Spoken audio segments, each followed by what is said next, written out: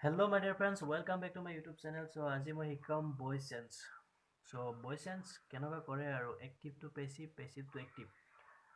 তাৰ আগত মই এটা কথা কৈ দিওঁ যিসকলে voice sense জানা, voice কৰিব পাৰা, active to passive, passive to active কৰিব পাৰা already জানা. তো সিহঁতে এই ভিডিঅ'টো চাব নালাগে. তো যিসকল নাজানা সিহঁতৰ কাৰণে মই এই ভিডিঅ'টো বনাই আছোঁ. তো মোৰ কমেণ্ট বক্সত কোনোবাই কৈছিলে বনাবৰ কাৰণে, তো মই ফাইনেলি বনাই আছোঁ voice senseৰ ভিডিঅ'. আৰু তো বেছি দেৰি নকৰি ভিডিঅ'টো আৰম্ভ কৰোঁ. Late gate start. Okay, finally মই এয়া বহী এটা ল'লোঁ আৰু কলম ল'লোঁ. তোমালোকেও বহী আৰু কলম লৈ লোৱা. মোৰ লগত এটা বুট আছে কিন্তু তাত চেহি নাই, সেইটো কাৰণে মই বহীতে বনাই আছোঁ. বহীতে লিখিম, বহীতে মানে ভিডিঅ'টো বনাব লগা হ'ল.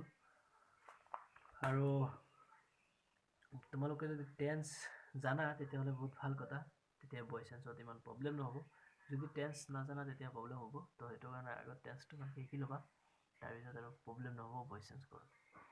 এতিয়া ভইচ চেঞ্জ তোমাৰ হাৰ্ড আছে, আকৌ বেছিক, মই বেছিকৰ পৰা শিকাম আৰু নেক্সট আৰু এটা ভিডিঅ' বনাম, সেইটোত হাৰ্ডকেইটা শিকাই দিম. ফৰ এক্সাম্পল বহুত লং ভইচ থাকে ন, সেইকেইটা কেনেকৈ কৰিব লাগে, তো সেইকেইটা কৰিবৰ কাৰণে এটা টেকনিক আছে আৰু এইটো কেনেকৈ কৰিব লাগে বহুত ইজি এটা মেথড আছে, সেইটো মেথডত মই তোমালোকক শিকাই দিম. তো আজি যিটো হ'ব এইটো বেছিকৰ ওপৰত হ'ব. বেছিকখিনি ভইচৰ যোনে নাজানা তো সিহঁতৰ কাৰণে এই ভিডিঅ'টো মষ্ট হেল্পফুল হ'ব, ঠিক আছে? তো মই এতিয়া আৰম্ভ কৰিম voice change active to passive কেনেকৈ কৰে. তাৰ আগত মই এটা নিয়ম দি আছোঁ, তোমালোকে নোট কৰি লোৱা নিয়মটো, ঠিক আছে? নিয়মটো হ'ল এক্টিভ ভইচৰ অবজেক্টটো পেছিভ ভইচত ছাবজেক্ট হৈ বহে। আকৌ এবাৰ ৰিপিট কৰি দি আছোঁ, এক্টিভ ভইচৰ অবজেক্টটো পেছিভ ভইচত ছাবজেক্ট হৈ বহে. 2 নম্বৰ নিয়ম, এক্টিভ ভইচৰ ছাবজেক্টটো পেছিভ ভইচত বাই প্ৰিপজিশ্যনৰ অবজেক্ট হৈ বহে. আকৌ এবাৰ ৰিপিট কৰি দি আছোঁ, এক্টিভ ভইচৰ ছাবজেক্টটো পেছিভ ভইচত বাই প্ৰিপজিশ্যনৰ অবজেক্ট হৈ বহে, ঠিক আছে? এই দুটা নিয়ম আছিল, নিয়ম দুটা লিখি লোৱা. এতিয়া ফৰ এক্সাম্পল ভইচেছ মানে হ'ল বাচ্য, যেনেকুৱা ধৰি লোৱা মই ভাত খাওঁ, মোৰ দ্বাৰাই ভাত খোৱা হয়, ঠিক আছে? তো এতিয়া মই শিকাম কেনেকৈ কৰিব লাগে এক্টিভ টু পেছিভ. ফাৰ্ষ্টত মই এক্টিভ লিখি আছোঁ, তো চোৱা যেনেকুৱা মই এতিয়া লিখি আছোঁ, we eat rice. Present indefinite টেন্সত লিখিলোঁ মই উই ইট ৰাইচ, ঠিক আছে? ওপৰত লিখি দিলোঁ ভইচ বুলি,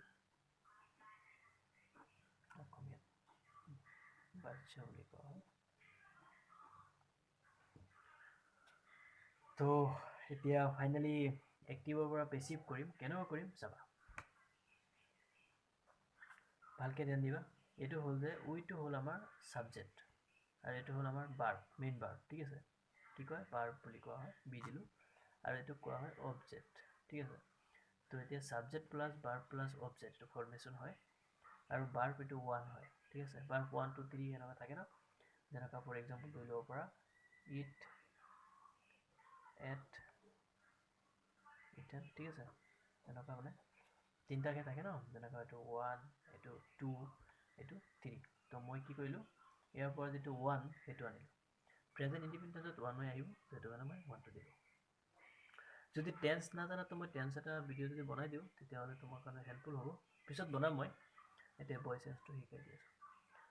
আৰু এতিয়া মেইন কথাটো হ'ল মই এতিয়া যে পেছিভত আনিম, কেনেকৈ আনিম, মই যে আগত নিয়ম দিলোঁ সেই নিয়ম অনুসৰি আনিম. যেনেকৈ চোৱা এইটো এক্টিভত আছে, তো এক্টিভত থাকিলে কি হয়, যিটো এক্টিভৰ এইটো অবজেক্ট হয়, তো এইটো পেছিভত আগত আহি যাব. ফৰ এক্সাম্পল আগত আহি গ'ল ৰাইচটো, ঠিক আছে?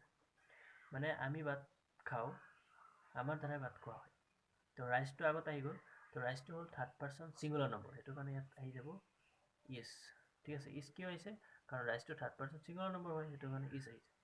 এতিয়া চোৱা এটা কথা মনত ৰাখিবা, এতিয়া মেইন কথা হয় এইটো মনত ৰাখিবা, এই ইটটো যে সদায় এক্টিভ যদি পেছিভ কৰি আছা টেন্স, এক্টিভৰ ভইচটো যদি পেছিভত আনি আছা, তো মেইন ভাৰ্বটো সদায় থাৰ্ড নম্বৰটো আহিব, ইটেন ইটেন আহিব, গোৱানটো আহিব, ঠিক আছে?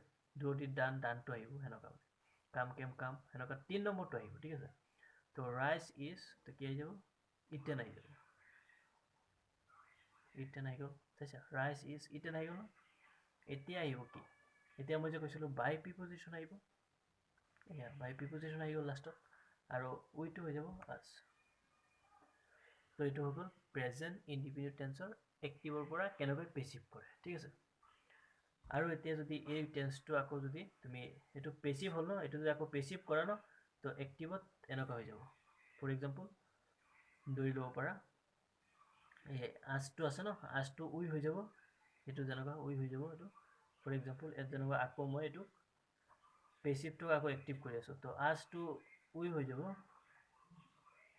তোমাৰ এই বাই প্ৰিপজিশ্যনটো অট'মেটিক উঠি যাব ঠিক আছে তাৰপিছত তোমাৰ ইটেনটো ফাৰ্ষ্ট এক নম্বৰত আহি যাব ইটত আহি যাব আৰু তোমাৰ ৰাইচে থাকি যাব আৰু প্ৰেজেণ্ট ইণ্ডিফিনিট টেন্সত তোমাৰ যেতিয়া এক্টিভত থাকিব তেতিয়া ইজটো দিব নোৱাৰিম ইজটো নাথাকিব ইজটো উঠি যাব তো ইয়াত ইজ উঠি যাব আৰু বাই উঠি যাব ঠিক আছে আৰু এইটো সলনি হ'ব এইটো এক নম্বৰত আহি যাব আৰু এইটো আজটো উই হৈ যাব তো এতিয়া আমি দিম ৰাইচ তো কি বুজি পালোঁ ইয়াৰ পৰা যে এক্টিভৰ পৰা পেছিভ কৰিলোঁ আকৌ পেছিভৰ পৰা এক্টিভ কৰিলোঁ এইটো হৈ গ'ল প্ৰেজেণ্ট ইণ্ডিফিনিট টেন্সৰ নিয়ম ঠিক আছে তো এইটো যদি ক্লিয়াৰ হৈছে এতিয়া আমি আগত আগবাঢ়ি যাম এতিয়া মই দি আছোঁ প্ৰেজেণ্ট কণ্টিনিউৱাছ টেন্সৰ এক্সাম্পল ঠিক আছে মন দিবা এতিয়া প্ৰেজেণ্ট কণ্টিনিউৱাছ টেন্সৰ এক্সাম্পলটো কেনেকুৱা হ'ব মই এটা এক্সাম্পল দি আছোঁ I am holding a book মই এটা সেন্টেন্স লিখিলোঁ I am reading a book present continuous tense মানে হ'ল যিকোনো কাম চলি থকা অৱস্থা ফৰ এক্সাম্পল মই ভাত খাই আছোঁ মই শুই আছোঁ মই সেইটো কৰি আছোঁ এনেকুৱা মানে তো এইবিলাক মানে যি কাম চলি থকা অৱস্থা তাকে প্ৰেজেণ্ট কণ্টিনিউৱাছ মানে কণ্টিনিউৱাছ বুজি পোৱা ন অলৱেজ চলি থকা যিকোনো কাম তো ইয়াত কৈছে কি আই এম ৰিডিং এ বুক মই এটা কিতাপ পঢ়ি আছোঁ হয় নাই মই এখন কিতাপ পঢ়ি আছোঁ তো ফাৰ্ষ্টত কি আহি যাব বুকটো আগত আহি যাব ঠিক আছে মই একদম একেবাৰে সহজ ভাষাত বুজাই দি আছোঁ ঠিক আছে তোমালোকে মন দিলে একেবাৰে বুজি পাই যাবা একো হাত নাই ঠিক আছে দেখিব পাইছা চাগে একো হাত নাই আৰামত বুজি পাবা তো ফাৰ্ষ্টত আমাৰ কি আহি যাব তো ইয়াতো এনেকুৱা আছে ইয়াত আছে তোমাৰ subject plus am oblique is oblique are plus verb one plus I N G plus object সেনেকুৱা ঠিক আছে তো দুই টেন্স জানা তেতিয়াহ'লে পাৰিবা আৰু টেন্স নাজানিলে অলপ ঝামেলা হ'ব তো টেন্স আগতে শিকিব লাগিব তো ফাৰ্ষ্টত মই অবজেক্টটো আনিম অবজেক্টটো আছে কি এ বুক তো এ বুকটো মই আগত লিখি দিওঁ তো এ বুকটো হৈ গ'ল 3rd person সিঙ্গুলাৰ নম্বৰ সেইটো কাৰণে এ বুকৰ লগত কি হ'ব ইজ হৈ যাব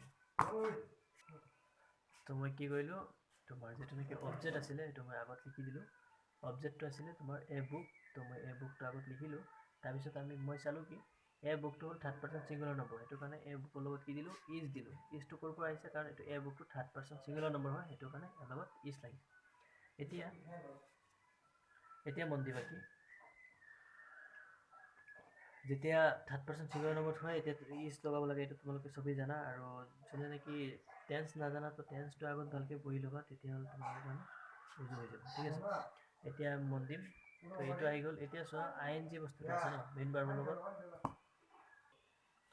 তো ইয়াৰ পৰা আমি কি কৰিলোঁ চিম্পল আই এন জিটো ইয়াত লৈ আহিলোঁ আই এন জিটো লৈ অনাৰ পিছত কি হ'ল আই এন জিৰ একো উচ্চাৰণে হোৱা নাই তো সেইটো কাৰণে মই ইয়াত লগত কি দিলোঁ বি দি দিলোঁ তো কি হৈ যাব আই এন জিৰ লগত লগাই দিলে কি হৈ যাব বিং হৈ যাব ঠিক আছে আই এন জিটো আনি কি কৰি দিলোঁ বিং কৰি দিলোঁ বিং হৈ গ'ল চিম্পল তাৰপিছত ইয়াত আছে কি ৰিড তো ৰিডি হয় ন 3 নম্বৰটো ৰিডি হয় সেইটো কাৰণে মই কি কৰিলোঁ ৰিডটো আনি ইয়াত দি দিলোঁ ৰিডটো দি দিলোঁ চিম্পল ৰিডটো ইয়াত আহি গ'ল এতিয়া বাকী আছে বাই প্ৰিপজিশ্যন দি দিলোঁ এতিয়া চোৱা আই আছে আই থাকিলে কি হয় মি হয় তোমালোকে জানাই চাগে তো এইটো আছিলে প্ৰেজেণ্ট কণ্টিনিউৱাছৰ এক্সাম্পল এতিয়া প্ৰেজেণ্ট পাৰফেক্ট টেন্সৰ এক্সাম্পল দিম তাৰ আগত মই কৈ দিওঁ প্ৰেজেণ্ট পাৰফেক্ট টেন্স মানে কেনেকুৱা কনভাৰচেশ্যন মানে যেনেকুৱা আলোচনা কৰা প্ৰত্যেক টেন্সৰে আলোচনা কৰা হয় নাই প্ৰেজেণ্ট ইণ্ডিফিনিট টেন্সৰ আলোচনা কৰা হয় প্ৰেজেণ্ট কণ্টিনিউৱাছ প্ৰেজেণ্ট পাৰফেক্ট মানে